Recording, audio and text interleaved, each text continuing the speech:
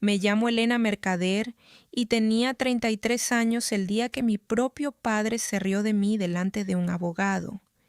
Estábamos en la lectura del testamento de mi abuelo Ernesto. Eduardo Puig llevaba décadas manejando los asuntos de la familia. Mi tío Carlos se sentó cerca de la ventana con traje gris planchado. Su mujer Beatriz miraba el teléfono. Los primos ocuparon las sillas buenas. Mi padre, Rodrigo, tomó la cabecera como si fuera su derecho. Yo me quedé junto a la puerta. Puig asignó el negocio y las cuentas a Carlos y Rodrigo, sumas pequeñas a los primos. Luego llegó mi nombre y su voz se ralentizó. A mi nieta Elena le dejo la casa de la calle del Álamo y $10. Nadie habló. Luego Beatriz soltó una carcajada y los demás siguieron. Carlos no se rió, me observó. Esa parte la recordaría después. Puig deslizó un sobre por la mesa. Dentro había un billete de $10, suave como tela, con las esquinas redondeadas de tanto manoseo. Mi padre se secó los ojos. 10 pesos y una ruina. De verdad que te quería mucho, chica. Sostuve el billete y noté lo deliberadamente viejo que estaba. Mi abuelo guardaba los billetes nuevos para el mercado y los viejos para las lecciones. Jamás me entregaba uno gastado por accidente. Me hice la única pregunta que importaba. ¿Por qué un hombre que etiquetaba cada tornillo de su taller me dejaría exactamente esto?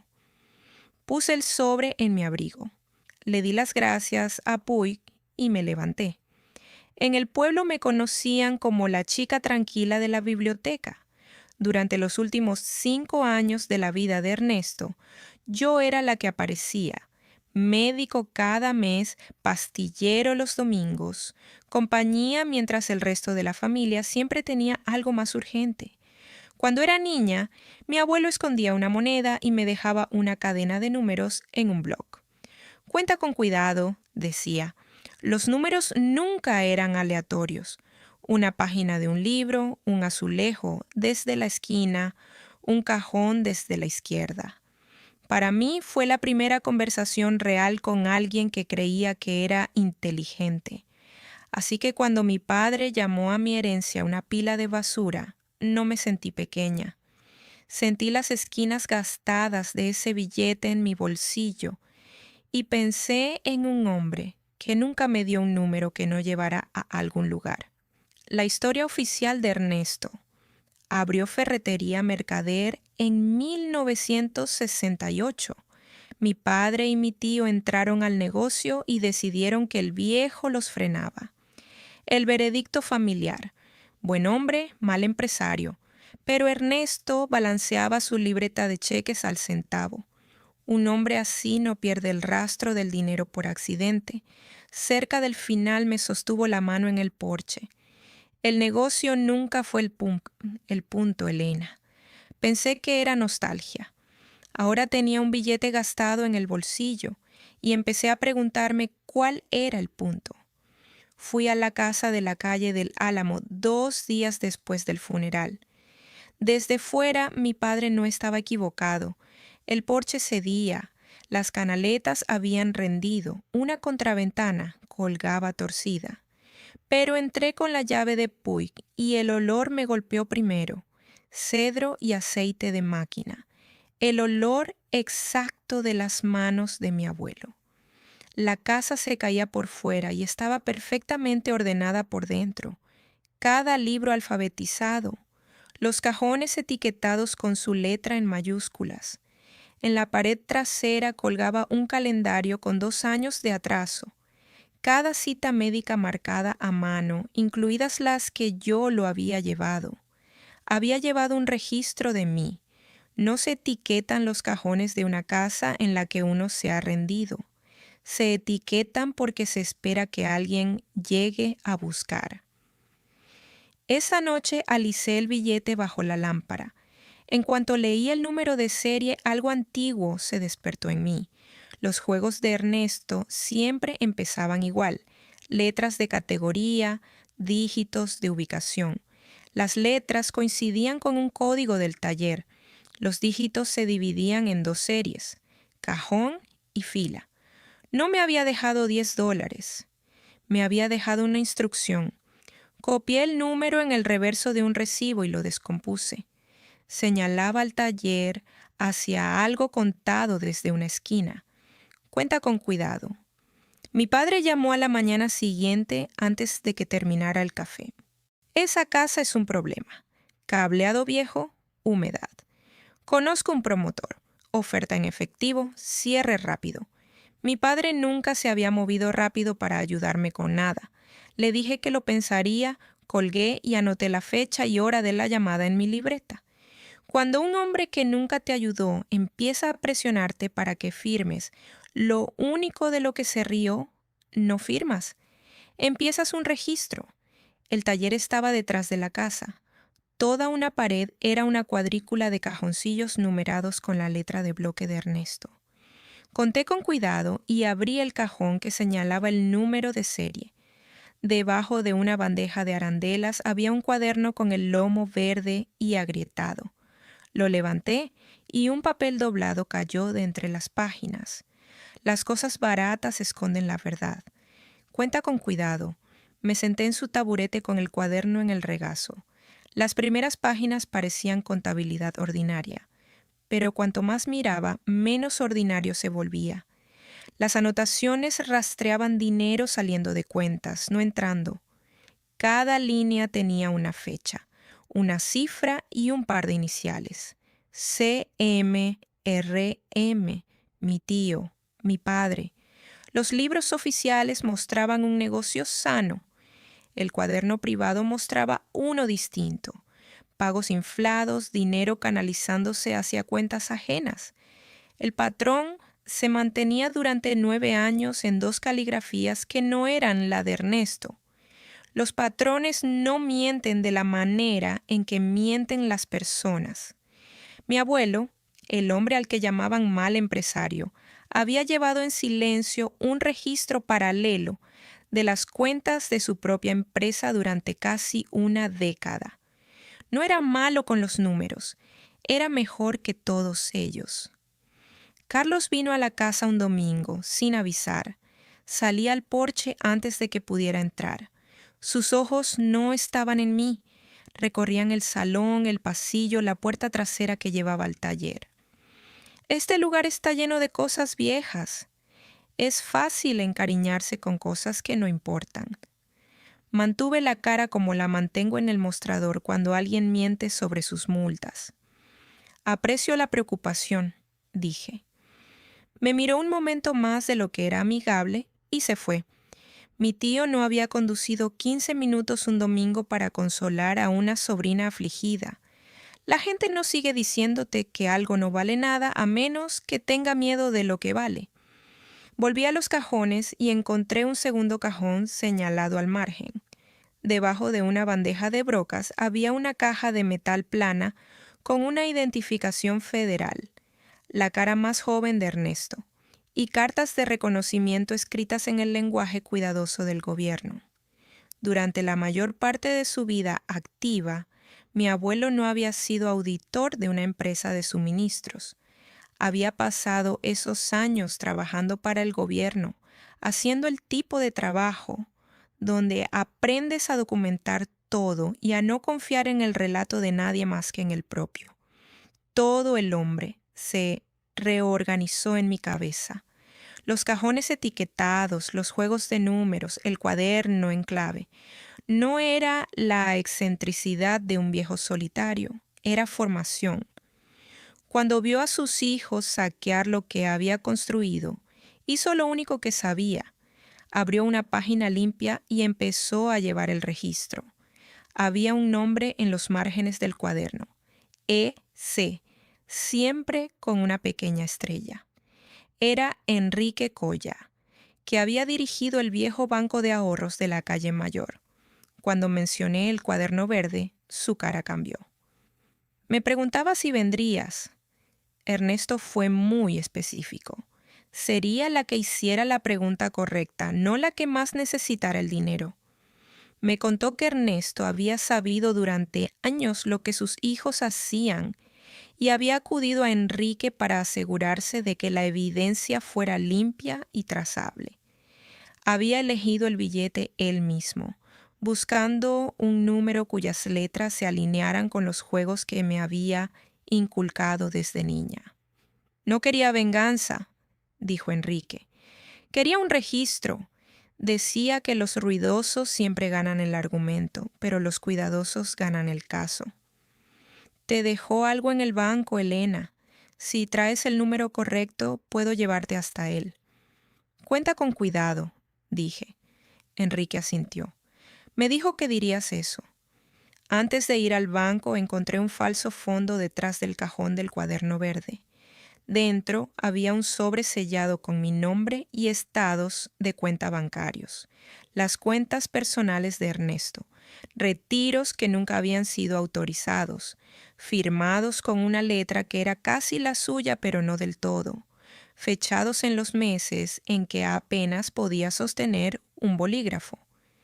Mi tío y mi padre no solo habían desangrado el negocio, hacia el final habían tomado del hombre directamente, falsificando la firma de alguien demasiado enfermo para detenerlos. Tuve que dejar los papeles y respirar. Luego abrí la carta. Era corta, como él era corto, cada palabra cargando peso. Escribía que lo sentía por dejarme una pelea en vez de un regalo, que me había visto aparecer cada domingo y sabía que era la única, que entendía que el amor es, sobre todo, prestar atención. Que el billete era la llave a un cajón en el banco de Enrique, con todo lo necesario para terminar lo que él había empezado. Y al final, subrayado una vez, las palabras que yo llevaría a cada sala después de ese día. Las cosas baratas esconden la verdad. Cuenta con cuidado, siempre pudiste. Me convertí en la guardiana del registro. Mi abuelo podría haber incendiado a la familia desde su lecho de muerte. No lo hizo. Eligió lo lento, lo indestructible. Tener razón en papel de una manera que ninguna negación podría borrar. Y me eligió a mí para cargarlo. Llamé a la oficina de una contadora forense 2 pueblos más allá. Paula Reyes llevaba 15 años reconstruyendo delitos financieros. Tráeme todo, dijo. No reorganices nada. Quiero verlo como él lo dejó. Extendió el registro sobre una mesa de conferencias y fue tomando notas en silencio durante 1 hora. Tu abuelo hizo alrededor del 80% de mi trabajo antes de morir. Los libros oficiales reportaban ingresos saludables. Los estados de cuenta contaban otra historia: pagos inflados, dinero canalizado a cuentas ajenas. A lo largo de 9 años, los importes sumaban una cifra muy dentro de los 6 dígitos. Y luego estaban los retiros personales de los últimos 2 años, firmados con una mano que no coincidía con la de Ernesto. Tomar directamente de las cuentas de un anciano con una firma falsificada mientras está incapacitado es su propia categoría legal, dijo Paula. No te dejó un lío, te dejó un expediente. La abogada Gracia Blanco lo primero que hizo fue frenarme. Vine lista para sepultar a mi familia y ella me hizo sentarme con las reglas. Algunas anotaciones antiguas podrían estar fuera del plazo legal, pero los retiros falsificados de las cuentas personales eran recientes y graves. Como heredera puedes buscar recuperación civil, dijo, y una documentación tan limpia es exactamente lo que un fiscal toma en serio en casos de abuso financiero a un anciano. ¿Es suficiente para que esto no quede enterrado?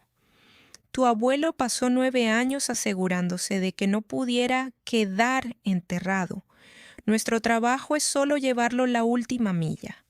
Firmé los papeles. Beatriz me encontró en el aparcamiento del supermercado unos días después. Sus manos temblaban. Le habían traído papeles para firmar a lo largo de los años y le habían dicho que no los leyera y ella obedeció porque leerlos habría significado saber. «Tengo hijos», dijo. «Si esto sale a la luz, ¿qué pasa con mis hijos?» «Lo siento de verdad», le dije. «Pero no voy a enterrarlo. Él no lo hizo, y tenía más razones que nadie. La compasión no es lo mismo que la rendición». Mi padre vino solo a mi apartamento, intentando sonar como un padre por primera vez en mi vida adulta. Invocó mi madre muerta, cenas que habíamos dejado de tener hace años, la idea de familia como una deuda que yo no había pagado.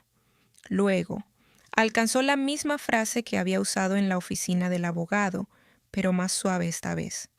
«Te dejó una pila de basura, cielo. No dejes que arruine tu vida». La misma frase, del revés. En aquella oficina había sido un insulto. Ahora era una súplica. «Sigues llamando la basura», dije, «pero condujiste hasta aquí para convencerme de que la suelte. La gente no suplica por la basura». Se levantó, empujó la silla con demasiada fuerza y se fue sin decir otra palabra. Una semana después llegó la invitación disfrazada de reunión familiar. La misma oficina de Puig, la misma mesa. Sabía exactamente qué era. La lectura del testamento puesta en escena por segunda vez, para acorralarme y hacerme firmar la casa antes de que la maquinaria legal terminara de girar. Dije que sí. Gracia levantó una ceja. «No tienes que ir. Podemos hacer todo esto mediante documentos presentados, lo sabía. Pero pensé en Ernesto. También podría haberlo hecho en silencio y, en cambio, se aseguró de que la prueba aterrizara en la misma sala donde había ocurrido la risa. Hay una diferencia entre la justicia y el ajuste de cuentas. La justicia puede hacerse en papel. El ajuste de cuentas tiene que ser presenciado. «Voy», le dije. «Quiero que estén todos, la misma mesa». Entonces entramos preparadas. Tú no dices mucho, dejas que los documentos hablen. «Eso», dije, «es lo único que mi abuelo me enseñó». Era la misma sala, la misma mesa larga, la misma ventana que a Carlos le gustaba. Mi padre tomó la cabecera como si fuera un trono. Beatriz estaba allí, pálida, sin mirarme. Los primos vinieron, curiosos. El abogado de mi padre tenía una carpeta delgada. Puig se sentaba a un lado, incómodo. Entré con Gracia y Enrique y tomé el mismo asiento que había tomado en la lectura del testamento, junto a la puerta. Mi padre sonrió cuando lo vio, confundiéndolo con sumisión. Su abogado deslizó hacia mí un documento ya redactado. La propiedad de la calle del Álamo cedida a una sociedad holding, un cheque modesto grapado en la esquina. «Creemos que esto es más que justo», dijo mi padre. «Elena no es una persona de bienes inmuebles. Todos ganan. La sala esperó a que me derrumbara o discutiera.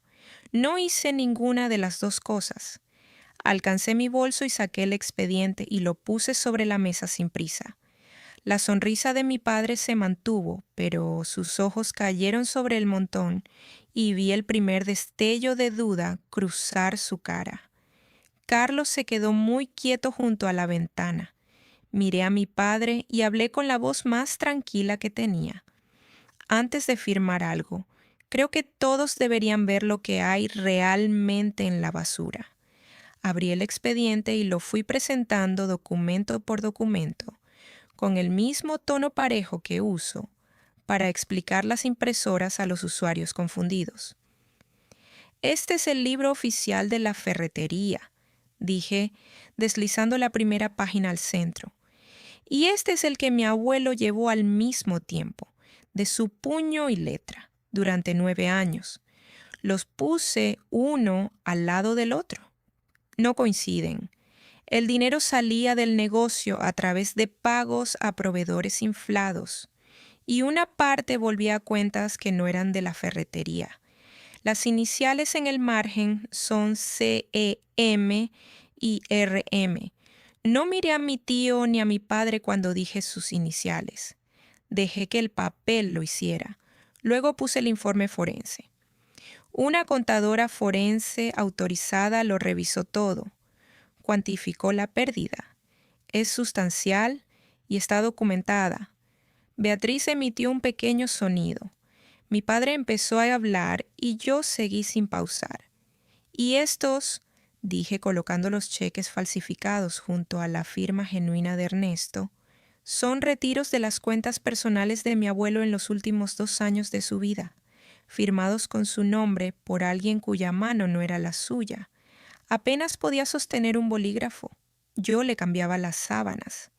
Sé exactamente lo enfermo que estaba cuando se firmaron estos. La sala había quedado en silencio total.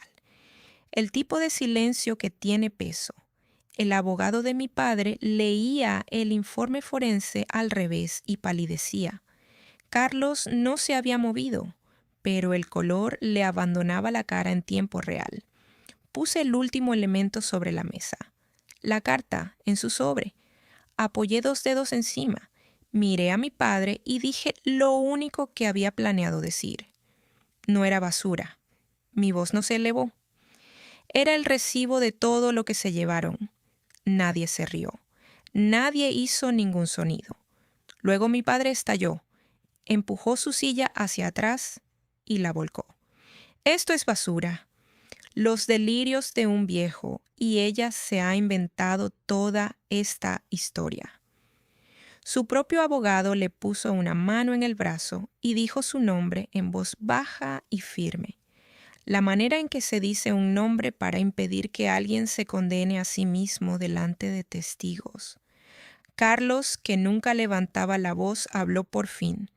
Su calma fue peor que los gritos. ¿De dónde sacaste los estados de cuenta bancarios? Sin negar, preguntando. La pregunta cuidadosa de un hombre calculando cuánto se había perdido ya. Gracia respondió por mí, tranquila e imperturbable. Fueron heredados legalmente y ya se ha enviado una derivación a la Fiscalía del Condado. Está registrada. Les sugiero que hablen con sus propios abogados antes de decir nada más. La palabra fiscalía aterrizó en la sala como un peso muerto. Los primos miraban ahora a sus padres. Beatriz lloraba en silencio. Mi padre volvió a sentarse despacio. El rojo le abandonó la cara y dejó algo que nunca había visto en él. Miedo. La mirada de un hombre que comprende demasiado tarde que la hija cuidadosa que desestimó era la que sostenía todo. La sala que había estallado en risas quedó en silencio total. Guardé los documentos en orden, entregué el expediente a Gricia y dejé el documento de cesión sobre la mesa donde mi padre lo había empujado. No voy a firmar esto, dije. La casa no está en venta y el taller se queda exactamente donde está. Nadie intentó detenerme. Me puse de pie, recogí el billete gastado y lo volví a guardar en el bolsillo de mi abrigo.